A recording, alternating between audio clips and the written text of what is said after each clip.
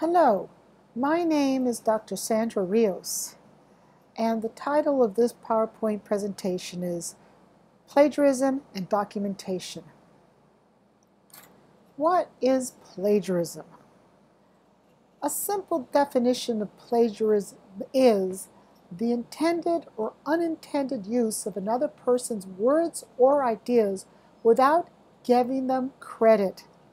I'm sure you've heard about plagiarism from numerous professors since you arrived at the University of Puerto Rico, Mayagüez.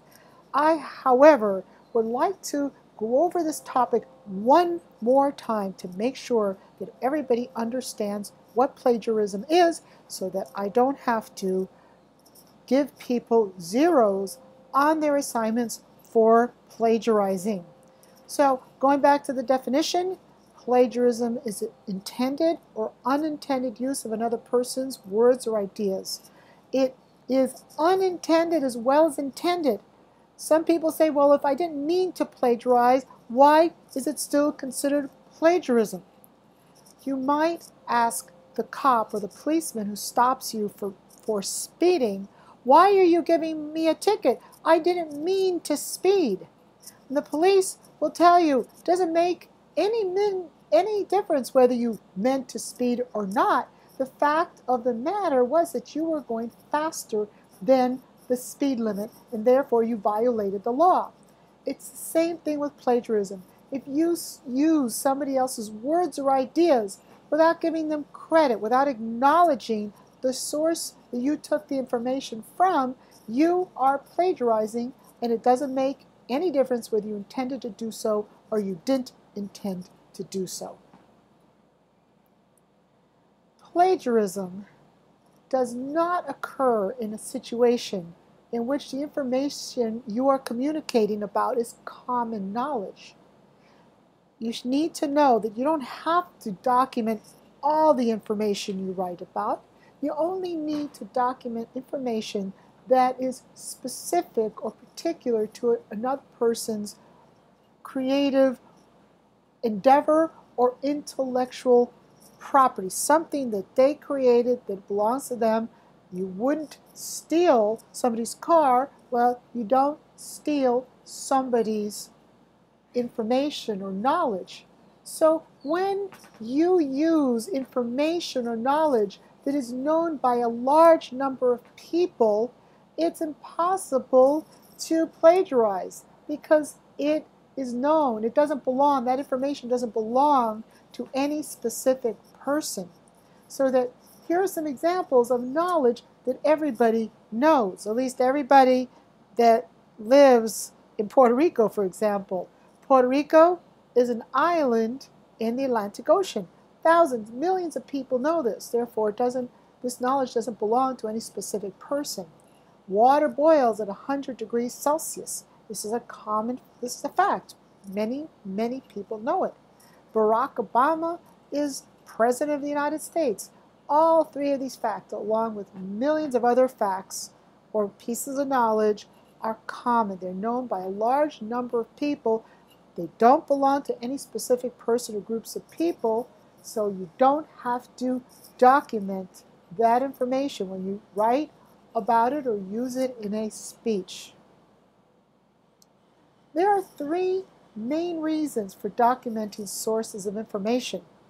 The first reason is legal. In other words, just like speeding is illegal, it's a violation of law, using other people's words or ideas is also a violation, a legal violation. People have a legal right to publish or to disseminate information that they developed and created, and other people have a legal obligation to give them credit for having used their information.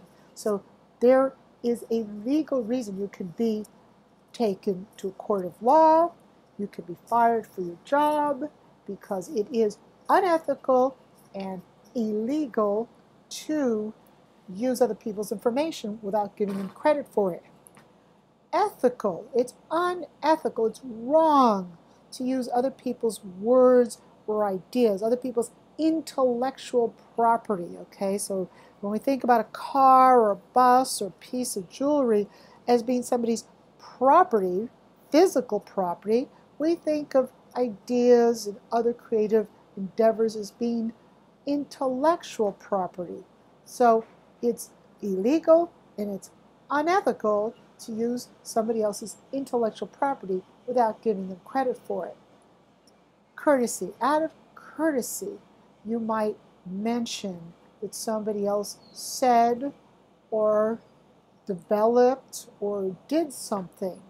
So I always like to, out of courtesy, cite my brother as having been the person who first introduced me to the idea of opportunistic eating. My brother said many years ago, and I believe he's right, that human beings are opportunistic eaters. Opportunistic eater is a person or an animal that eats whatever opportunity presents them with whatever's in the environment. And human beings have for millennia eaten what their environment provides them with. So that term, opportunistic eater, is a term that I attribute. No, it's not original to him. I have no idea where he got it from, but it is a term that my brother used and that I like to cite him out of courtesy for having used. Here are some of the most common causes of plagiarism.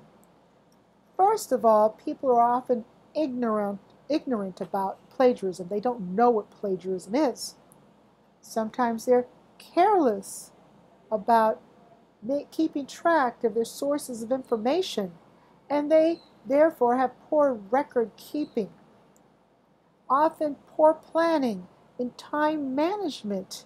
If you don't have enough time, you won't be able to document your sources of information correctly. It takes time to use parenthetical citations and create works cited lists. Also, a lack of self-confidence. In the next 4 slides, I'm going to go over these reasons or causes of plagiarism in more detail. The first cause of plagiarism is ignorance about plagiarism. Like I said, many times people do not know what plagiarism is and how to avoid it. And that is why we keep on, at least in the Department of English, pounding into students' heads, explaining over and over again, defining what plagiarism is, so that students do not use the excuse that they plagiarized because they did not know what plagiarism is. By the time you get out, at least of your English courses, you should know what plagiarism is.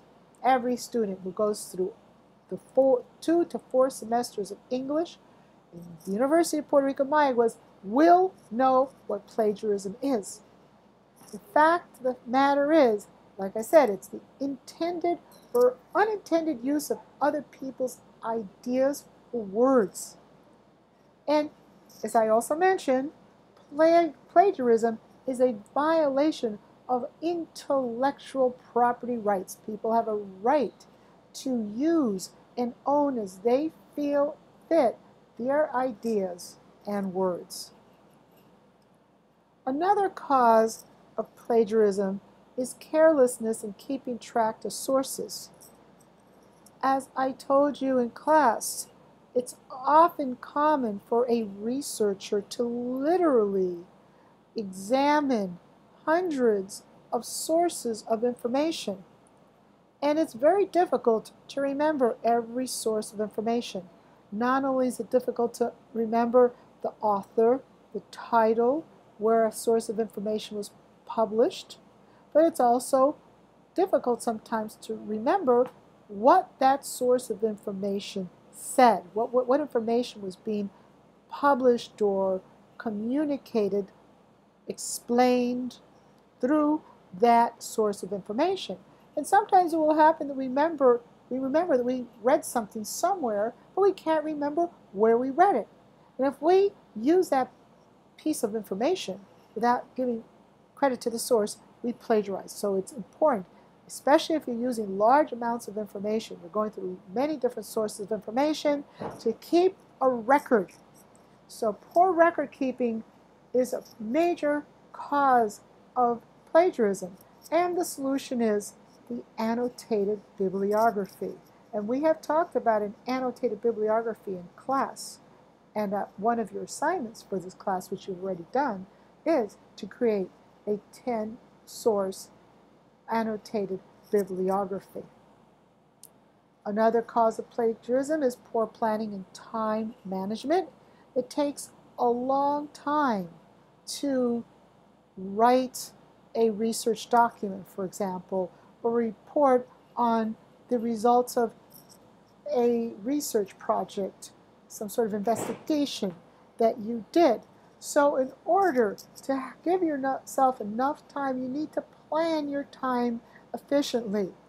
You have to start work early on the document so that you have plenty of time to do a thorough job in making sure that you use parenthetical citations correctly and you have a well-developed or complete works cited list. Students, when they don't, for example, have an annotated bibliography and are trying to remember where did I get that information from, often don't have time to go back and examine all the sources to find out where they might have read that piece of information. So it's keeping an annotated bibliography helps you in terms of time management because it makes it a lot easier to find information, not only the information, but the exact information, the author's name, when it was published, where it was published, the title, the journal, all this information, detailed information in an annotated bibliography is easy to find, and it gives the writer more time to concentrate on including all the citations and parenthetical citations and, like I said, developing a well-written works cited list at the end of the document. Another cause of plagiarism is lack of self-confidence. Students often plagiarize because they cannot find the words or they don't want to go through the trouble, the work that it takes to write something in their own words. They're afraid that their writing will look stupid or it won't be correct, grammatically correct. They don't have enough ideas, or they feel their ideas aren't sophisticated enough. So here are some solutions to not having confidence in your writing, your ability to write something that is quality.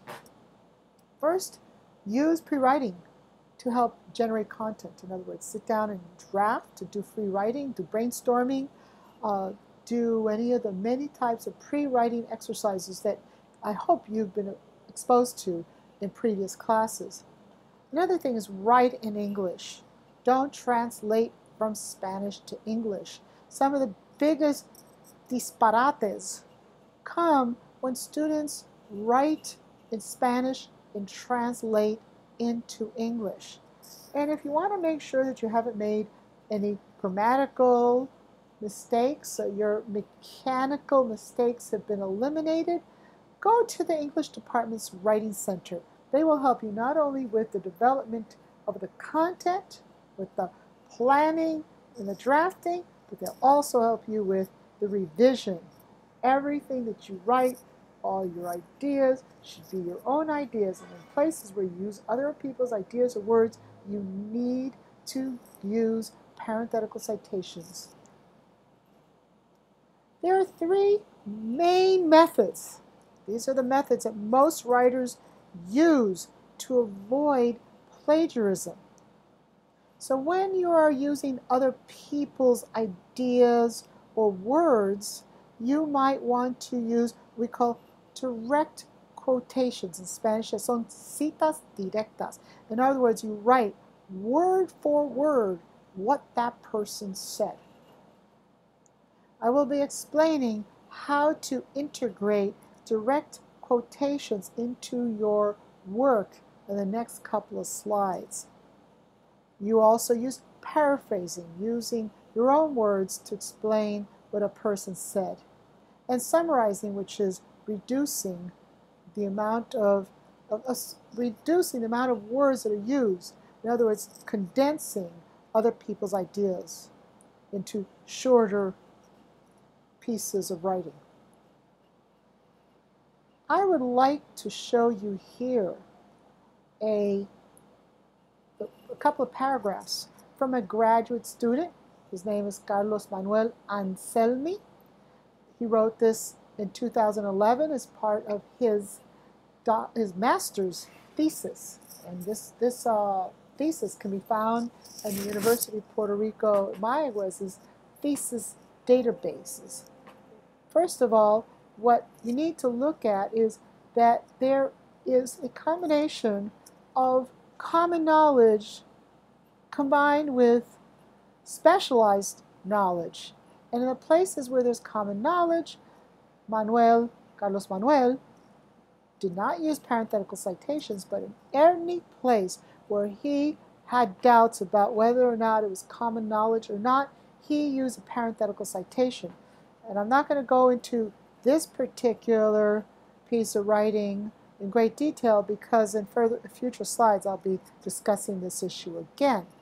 But just briefly, the first sentence is common knowledge. Puerto Rico is the smallest of the Greater Antilles, lying between latitudes 18 degrees north and 18.5 degrees north, and longitude 67.3% west. The vast majority of its development is along the coast, a compelling reason to understand and protect these areas. So the first sentence is common knowledge, but the second sentence, he uses a parenthetical citation in order to tell the reader where he got this information from. Now you might say to yourself, hey, it's common knowledge to anybody who's living in Puerto Rico that the vast majority of development, houses, urbanizations, businesses, are along the coast. But he chose to use a parenthetical citation, and it's your decision. You might feel in some ways that some information that you're providing is common knowledge, but you're not too sure. Use a parenthetical citation. When using direct quotations, there are two types of direct quotation. One is called a block quotation, and block quotations are used when the quotation is longer than 40 words. When the quotation is longer than 40 words, it should be placed in a separate paragraph, again, called a block quotation. And here's an example. I created this example myself. Okay, so Anselmi Molina, 2014, conducted a study in which he studied the types of waves that affect Puerto Rico on a yearly basis. According to Anselmi Molina, and here is a direct quote, la cita directa, from his thesis. It's a block quotation. It's longer than 40 words.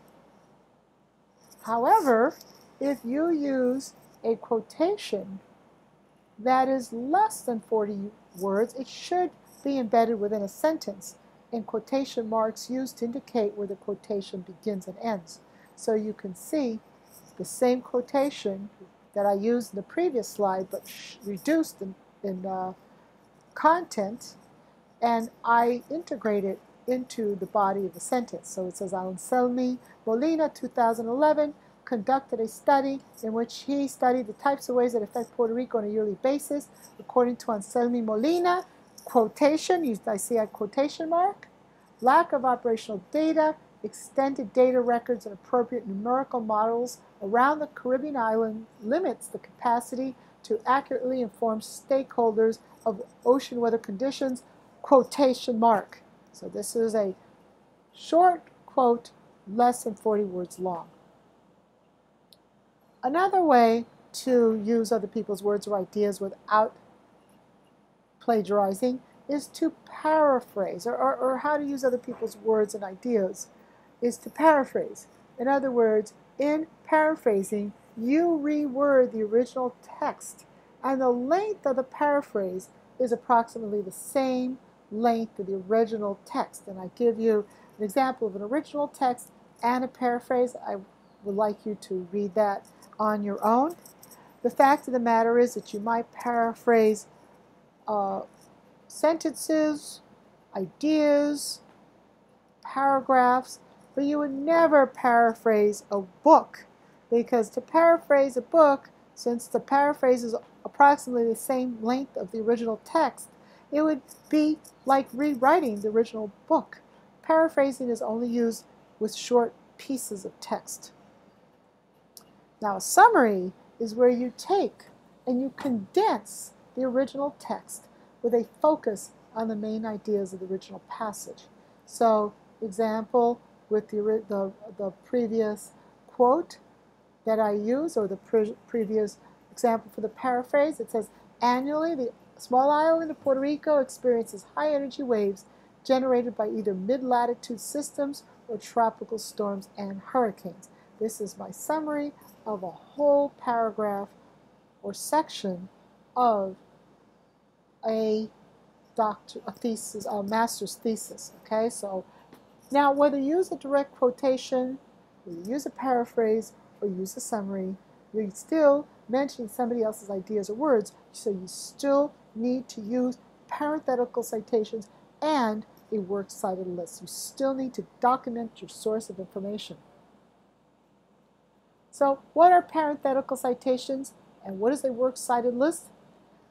You use parenthetical citations to avoid plagiarism by acknowledging the author, and you usually do this by putting the author's name or the date in which the work that you're quoting or citing was published, and then these citations, these parenthetical citations, are then keyed to a list of words cited at the end of the document. And there are different ways to create parenthetical citations. I'm not going into specifics here, but a parenthetical citation, the way you include or you structure your parenthetical citation depends upon the documentation style you're using. And I haven't talked about documentation styles before. I will be in a few minutes, but just to refresh your memory, two very common documentation styles is MLA, the Modern Language Association, or the APA, the American Psychological Association's documentation styles. Here is, again, some text that I copied from Carlos Manuel Anselmi's master's thesis. Please look at it, and you'll see that some places I use, where he doesn't use parenthetical citations, it's because it's common knowledge. In other places where he used parenthetical citations, it's because he's using other people's words or ideas. Again, the same thing. Notice that sometimes writers will use numerous parenthetical citations. In the first example here, I'm going to use my cursor right up here. It says Devalier et al., Rogers et al., Rousseau, Willis, Saremi. 5 different authors have written and said the same thing. Okay, so in this case, use a parenthetical numerous parenthetical citations. And once you have finished your writing, you should have something that looks like this, a works cited list. Now, works cited list, when you have a works cited list, every single article, reference should have been mentioned in the body of the document. A works cited list means just that. Trabajos citados, works that have been cited previously in the document. If you haven't mentioned, if you haven't used a parenthetical citation in the document, in the body of the document that precedes the works cited list, that source of information should not be in the works cited list. Trabajos citados. If you didn't cite the work, it shouldn't be in the list. Okay? I think that I'm finished for now. I hope that this helps you. There will be an assignment based on this, and very possibly a quiz. Thank you. And again, I thought that was the last slide. Here is a tip. You should be using the American Psychological Documentation style for your work in this class.